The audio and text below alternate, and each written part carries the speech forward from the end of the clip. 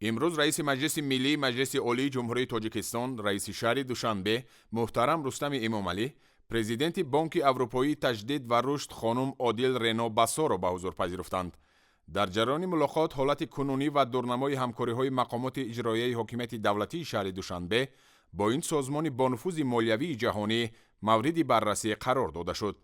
محور اساسی واخوری را مسئله‌های مربوط به همکاری‌های دوجانبه عاید بر رشد نقلیات شهری، برنامه‌های سرمایه‌گذاری و افزایش اقتدار شهر، فراهمسازی شرایط بهر بنیاد آینده بهتر و استوار برای شهر دوشنبه و ساکنان آن، ساختمان راه و استکاده‌ها و دیگر سمت‌های برای هر دو جانب مفید تشکیل داد.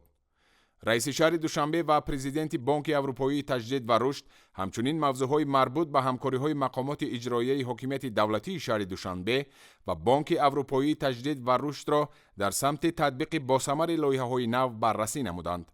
اشتراکچیان واخوری قرار دادند که من بعد نیز همکاری‌های برای هر دو جانب مفید را در ساحه‌های برای طرفین مساعد ادامه داده، لایحه‌های نو مشترک را راه‌اندازی نمایند.